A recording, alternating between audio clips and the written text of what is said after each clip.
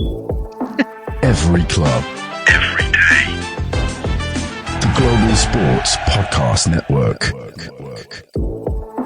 Every club. Every day. Don't know what happened there, guys. Sorry. Technical difficulty always with me. Hello and welcome to the Daily Newcastle podcast. Obviously it's me because I've had a technical difficulty right in the first 10 seconds. It's me, your host, Nicola, for today. Jesus. And I am...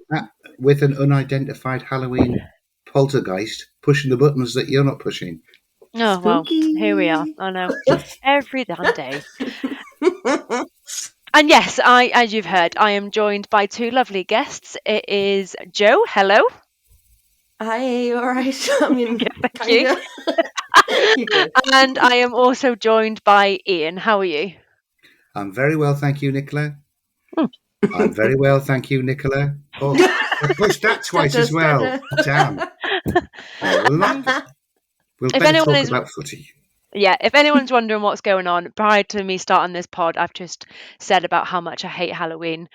We are recording this actually on Halloween, but by the time you guys hear it, it's going to be the 1st of November, so Merry Christmas! Yay! I'm just joking. Okay, so I thought we'd kick the first part of the pod off. We haven't had a chance as a team to talk about the Wednesday Carabao Cup tie against Chelsea. I'm going to kick this off by saying my social media is very quiet by the Eddie Howe Out Club that were quite vocal over the weekend, calling for his head. And I hope they're all sitting and are now wallowing in their words and regretting what they are saying compared to the side that we've seen on Wednesday night. Because I am going to say that was a side that I was very impressed with. It was a game that I thought we took fully. We controlled it from the start. I thought we had an excellent game. It was back to Eddie's best, I think, of high pressing and a high pressing team. The intensity was amazing and the collectiveness on the pitch just looked back to its best. I know you both were at the match on Wednesday evening. I unfortunately was not. I was at home. So I'll come to you first, Joe. What was your opinion of that match? It was fantastic to see us not only turn up, but like you say, pretty much dominate the game, wasn't it? Yeah.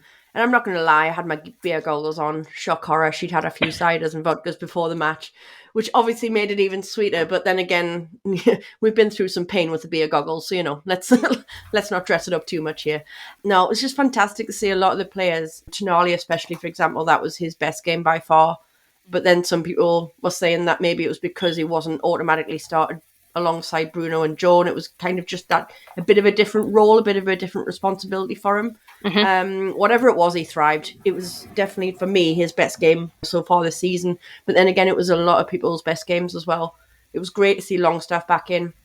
Yeah, controversial or not, because I think more and more people were actually starting to sway around to the side of Longstaff starting. So I'm over the moon that not only did he start, he came in, he had a strong game as well, put in some really important tackles, made some great runs, and did a lot in that midfield, I'll be honest. So yeah, I was chuffed for him in that sense, because the guy gets hammered, man, doesn't he? And I'm not going to say I'm his biggest fan, but I'm also not for hammering the players the way that some people will go on. And like you say, it's lovely to see none of this all Eddie out. But then again, I have unfollowed so many pages now on Facebook. I don't think I'm going to get to see much Eddie out or Eddie in or whatever anymore, because yeah, it was nice and quiet. It was very quiet. But yeah, in a good way though, right? Yeah, exactly. But yeah, fantastic feeling, I'll be honest. We got a win in October, so yeah, happy days. Happy days and through to the quarterfinals. Absolutely. Quarterfinals. Iain, how are you feeling after it? Get ahead of myself. Yeah, absolutely delighted. Absolutely delighted with the performance. I endorse what you pair have already said about how we performed. The first half was right back to our very, very best, pressing best. So Chelsea, we conceded territory and possession in the second half. The amount of time the ball went from one touchline to the other touchline and back again, and then they tried to play a forward ball. Shah, Kraft, Kelly getting in front of their man. We sort of held them at arm's length. So I agree. I think we were still in control. Of course, Chelsea were fantastic players. One or two harem-scarum moments, but Pope was equal to all of it. So delighted to see that performance. I think it may ask as many questions as it's answered in terms of the game on Saturday against Arsenal. I remember studying as a boy about alchemy, or the medieval scientists were trying to find that magic potion that when mixed together would produce gold. And I think Eddie's had a similar issue with his midfield this season, and he did it. He did it last night. Yeah. They played so well together, didn't they? The worst thing you have to do if you've found that solution is to then change it. So, my big question is, does that mean Bruno starts on the bench? Could you leave Bruno out of a starting 11 when he's fit and firing? I don't know. It's really, really difficult, but we'll talk about that when we come to the Arsenal game. Oh, absolutely. Great to see. And a fantastic draw, another home draw against Brentford to give us realistic hopes. Polar opposite of last year, right? Yeah, realistic hopes of getting through to the semi-final, which would be excellent.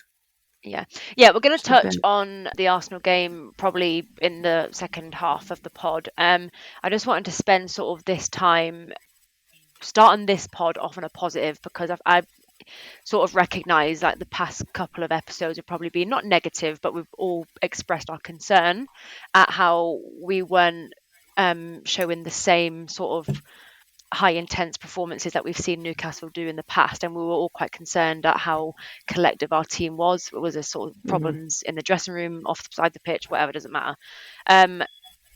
It was really nice to sort of watch how everything seemed to come together for Eddie on Wednesday evening. And for me, I felt really sorry for Eddie. I think one of you guys sent it in the chat, and I'd already seen it prior to that, when he was specifically asking fans not to boo his like substitutions and the players coming off and the players coming on. I think Kev posted something in the chat, didn't he? And then we agreed we'd already seen it because it was part of like the post pre-match conference, wasn't it? And I really hope like Wednesday's game has sort of shown these people that are part of that group, and I'm going to say the minority because it is the minority, I think, of the fan base. And it makes me sad that Eddie's picked up on that. And obviously, I imagine that's filtering down into his players. So I just thought it was really important to sort of give a shout out to Eddie and his team, and obviously the boys, for their performance on Wednesday. And I just want to shout out a few players. So I know you guys feel free to jump in sort of whenever you want. But I really want to shout out Kraft. He was 10 out of 10 on Wednesday. He didn't put a foot wrong. He has become probably one of our most reliable players, I think. I wouldn't say Wednesday was a big moment, but it was a big game. As in, it was a pinnacle of our season. We wanted to develop in the cup, and we all said we'd rather, lose the Premier League game on the Saturday. We got what we wished for to a degree, didn't we? Because we did get bang on exactly what we said. Like, we didn't wish for it, but I know what you mean. Like we said, we'd rather lose than win. We did exactly that. Yes, it would be a preference to not lose either. But in the grand scheme, I still stand by that. By the way, I'm still happier that we lost the league and won the cup. So yeah, me too. Yeah, and I just thought they all had a great game, but I thought he in particular, he can hold his head really high. He has become a player that Eddie and the team can really rely on in these like moments when we need him. Is there anyone else that you guys think probably deserves? They all deserve a shout out, I think. But I really deserve a shout out. I agree entirely with Kraft. Yeah, I do. In my head, his drawback, if you like, was a lack of pace. But in man marking, Mudryk, one of the not necessarily one of the most skillful, but certainly one of the fastest players on the Chelsea team, he never got outpaced. If Mudryk sometimes would try to get around him, Kraft always recovered to take the ball out. So Kraft excellent. On the other side, Lewis Hall, week after week after week, keeps producing his best performance so far for Newcastle. He is coming on in leaps and bounds. Isn't he? I think he really bloomed on the left-hand side with Willock and Joe Linton to play with. I know he's okay. Obviously, would be okay if it was Anthony Gordon on that side as well. But I think Joe Linton being pushed further forward and having a Willock in between, they were really quite intricate sometimes in the way that they got up the left-hand side. And I noticed that Fab Shah's diagonal balls, 5 or 6 of them to Joe Linton, but about 4 or 5 of them across the hall. So if he's winning the trust of the senior players, that should get him an even more big game. Agreed. He's been an absolute star, I think, Cole. In terms of being big for our future, he really is big for our future, that kid. Yeah. But I think another one I want to give a shout out to is Kelly, because he did a couple of massive stops for us. Absolutely wonderful. Important stops as well. But he just had a great game. Another one who had probably his best game so far. So for sure. I was chuffed for him as well, because I think in a way he needed that. Just a bit of a confidence boost for the kid as well. And it was nice to see Osler, by the way, for a good half an hour. Oh, he nearly scored. He did. He nearly scored. Oh my God, I nearly took my dad's head off, because you know my dad loves the Osler song, don't you, Ian? And so do you. And I said to my dad, I was like, if that had went in, I would have done your head in for the rest of the game and all the way home, singing the song over and over, because, oh man, it would have been amazing for him, wouldn't it, though? Quick feet, reverse the direction of the ball. Quick feet, at a good shot from the edge of the box. But he looks quite strong. He looks. I'm quite looking forward to seeing more of that kid. Yeah. Whether he stays with us or whether he goes out on loan, I don't know. For like more experience, 100%. You don't know what's going to happen, but yeah. He reminds me of. I know it's 2 different positions, but he reminds me a lot of what we've seen in Lewis Hall last season, of where we've seen a lot of. Potential in Lewis Hall, and he just needed that time and consistency that Ed obviously give him. And now look at the player Lewis Hall's become. I am seeing that exactly the same in Osula right now. He just needs a little bit of time, a little bit of patience, the consistency, and you can see it. He's massively got the potential, and I think sort of going further into this season and next season, obviously unless he goes out on loan or I think we're going to see a very, very different. So I completely agree with that one, and I feel like he does deserve a shout out, because I thought he played really well. I'm just going to end part 1 there, guys, because we've ran over a little bit. So just to end that, we have a sponsor to be read out by Joe, please. Cool. Here at Global Sports Podcast Network, we spent a lot of time selecting our delivery platform. Zencastr came out with a clear winner. With 4K video recording from your phone and AI editing that automatically removes all those ums and ahs, it's super easy to start a podcast that sounds great and is delivered efficiently. If you're ready to tell your story, check out the link in the show description to learn more about Zencastr. Lovely job. Thanks, mate.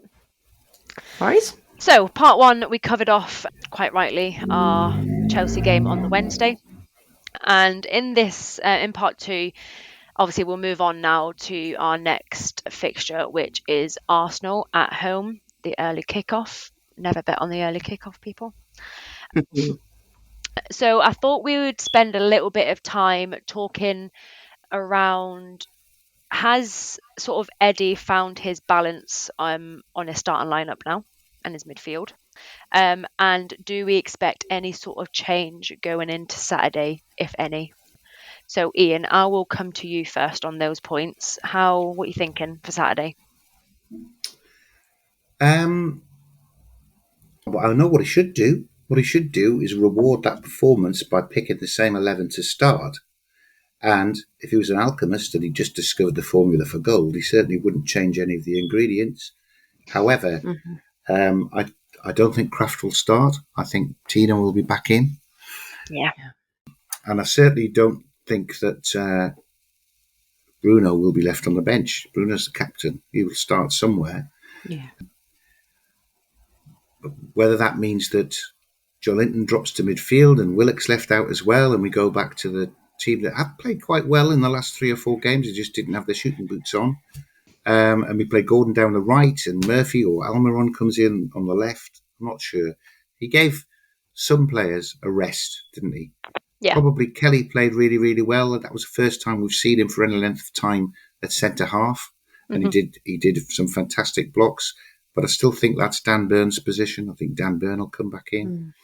So in a perfect world, I would say to those guys, start, U11 start, and make the subs. Like he said, Bruno was fantastic when he came on as a sub. Yeah, he was. He was. Tino was very good when he came on for Anthony Gordon and played a little bit further forward. So he'd still have all of those options on the bench, but I don't think that was the purpose of him picking that 11. I think he was giving some first team players a rest, and they'll come back in. Yeah, I definitely agree with the fact that I think Tino's probably going to come back in on the right. And yeah, I've got a feeling that Dan Burn may start over Lloyd Kelly, but Yeah. I feel bad because I feel like Lloyd Kelly deserves to start. So yeah, so it's one of them. Joe, how are you feeling about that? Well, like you've just said there, it's a strange one because we've literally just been singing the praises of Kraft and Kelly in defence, obviously starting back there. Yet we're talking about the pair of them being dropped because we know in reality that they probably will be. We do expect it to happen because there is a lot of rotation involved when it comes to the cup. It's almost like a headache, maybe a welcome headache that Eddie might want, because you can't exactly complain when it's off the back of a win, can you? No. But then it is a strange one. Do you then go back to the players that aren't giving you the win, but at the same time, it is a tough one, isn't it? But yeah, I do expect to see Tino back in, Burn back in. Unfortunately, those two dropped again. See what happens at the back. Now, the midfield is going to be the interesting one, because I'll be honest, I want to see Longstaff start again. Yeah. Which does bring in the whole who gets dropped in the middle, because you can't play all four of them, as in Tonali, Bruno, Joe and Longstaff, unless you potentially had Longstaff, Bruno and Tonali in the middle, Big Joe out left, but then you're talking about what you're doing here. Are you putting Gordon on the right? Are you then Isak in front? I don't know. This is where it gets a bit funny, because I don't know. I don't know if I want to see Big Joe, Tonali and Bruno back in the middle three again. And it's so weird to say that as we're strongest three players. But it went bang off the point that we needed to change in the middle. We did change in the middle, and look what happened. So I think it's a headache that Eddie's definitely going to have. But then it goes back to Willock. Some of the runs Willock made were, well, just what Willock does. You know what I mean? He can blast through that midfield. He can really, really push us forward at speed as well. So he's very important. So, like, does he not get a kind of look in as well? I'm not going to lie. I'd struggle. And I don't feel sorry for Eddie. You know, he's on millions of pounds a year. He'll get over it. But what I mean is, it is kind of hard, because I'm literally sitting here right now thinking, actually, which three would I put in the middle? And I don't know, but I would feel so sorry for Longstaff if he was dropped, for example.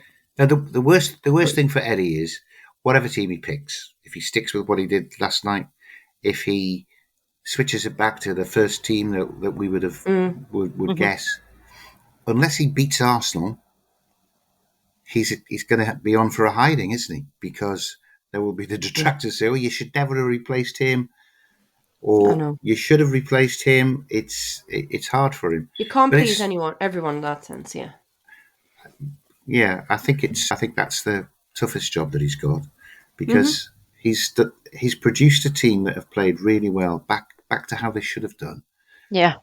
Change 4 or 5 out of that team and then struggle against Arsenal. You know, it's the manager's decision, and he's got to carry the can for it. So I think he's got a real conundrum to solve, and I'll just keep my fingers crossed that he does whatever he picks. Maybe everyone playing well and challenging now will shake up that first team, and players like Bruno and Joe Linton, who probably will be written on however they've trained, written into the team. Maybe they know they have to up their game to keep their position, and that's harder running from Isak. You know, maybe there is a positive spin-off on there, but there should not be a lack of confidence or trepidation. Not when you've played like that. The whole squad. If it's a whole squad game, the whole squad should have that shot in the arm. Let's get after Arsenal. I think it's a good time to play Arsenal, by the way. A really good time to play them. Yeah, they've hit a little bit of I wouldn't say dip, but they seem to be struggling a little bit, don't they? I can't really portray what I'm trying to say. They just seem to not be how they were about a month ago. They're not flying high. I know what you mean. They're not flying high, and I feel like I don't know what it is about Arsenal, actually, because I do actually really like Arsenal's squad. I think they've got some really, really fantastic players. And I also actually really think Mikel Arteta is a fantastic manager. I've got to be honest, I do actually really like him. But recently, they've started to grate. He in particular started to grate on me a little bit. And I'm a bit like, stop it.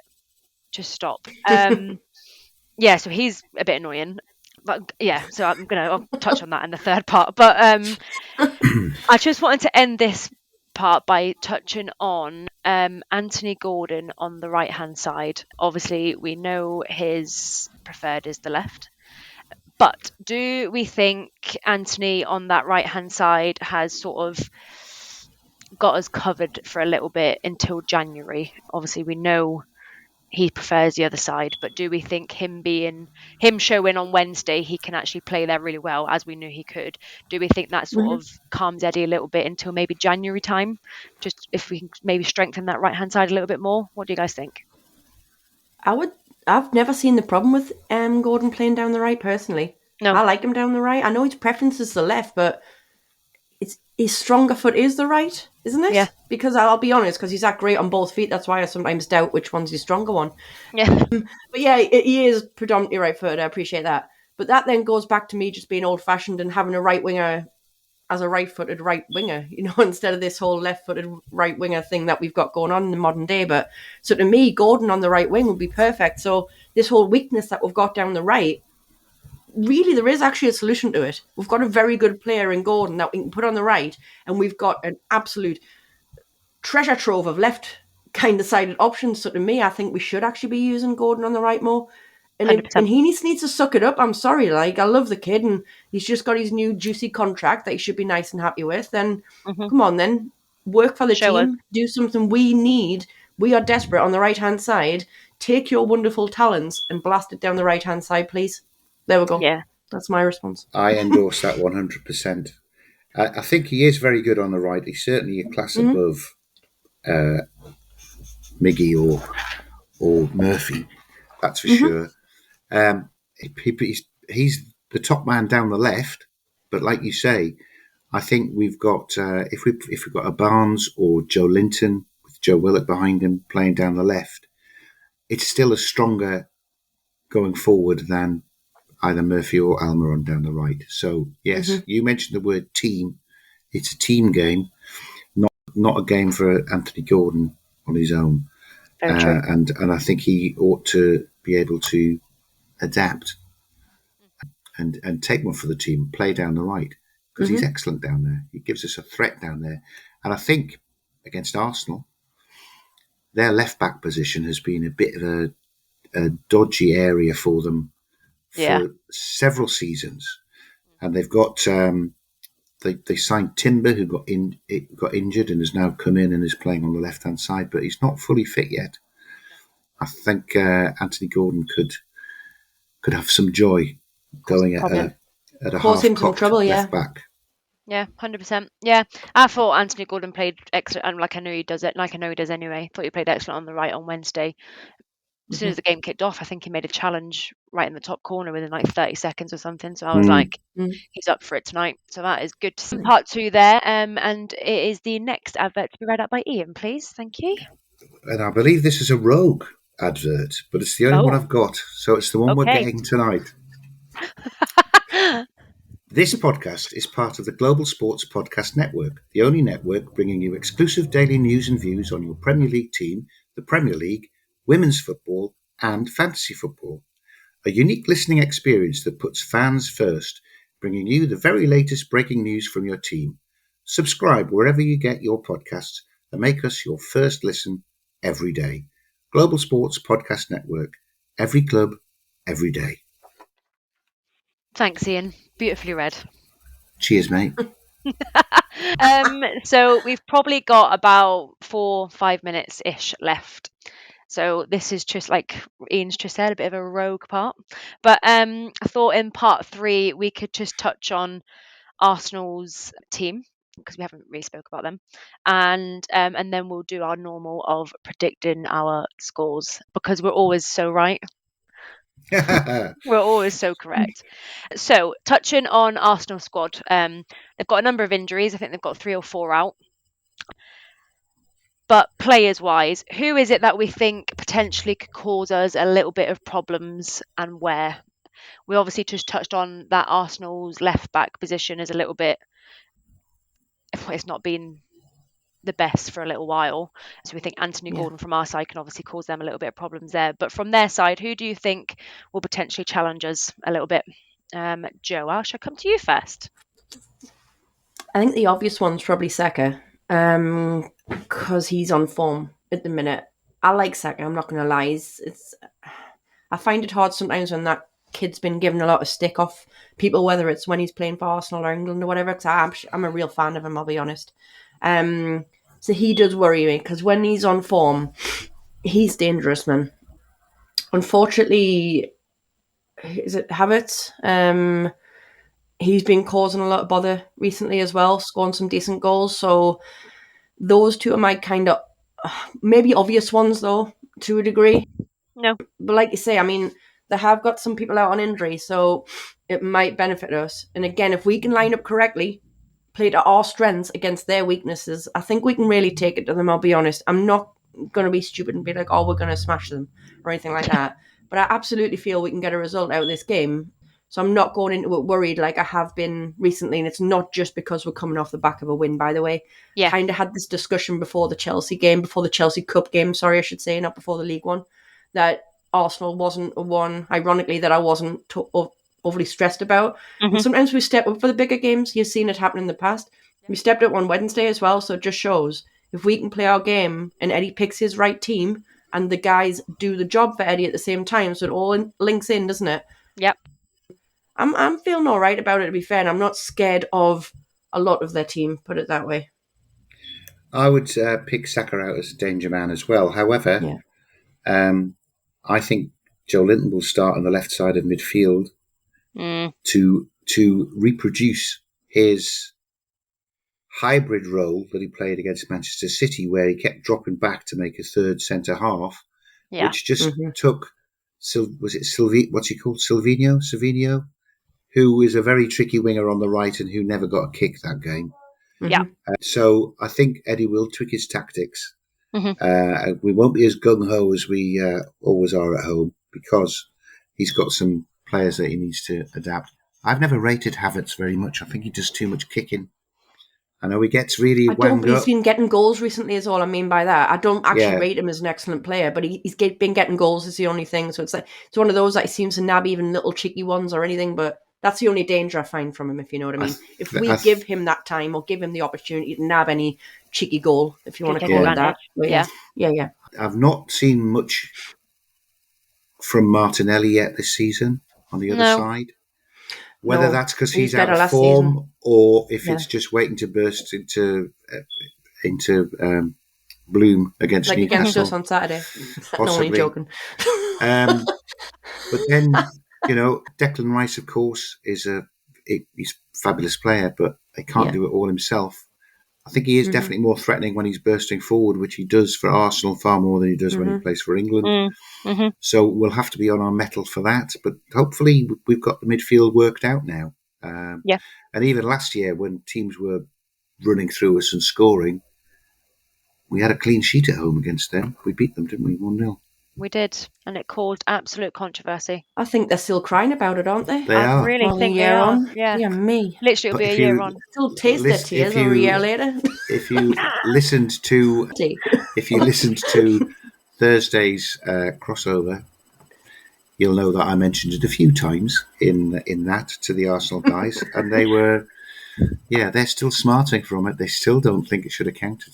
It's unbelievable. Oh, come on. But they still wouldn't have won the game. I think they're forgetting that. We robbed them of 3 points. No, mate, you've got to score first to actually get 3 points, but never mind. Again, that was... Cry me a river.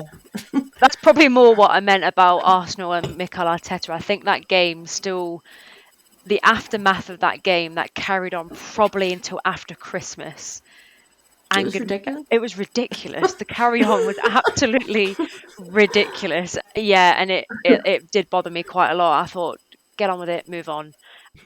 I mean, maybe I'm just being selfish because it wasn't us in that position, but I don't know. He wanted it replayed, didn't he? Did he? Was it not the game that he wanted to be replayed? Really stupid. He did, Yeah. Oh, he was absolutely ridiculous, man. It just went on, like you say, it went on far too long.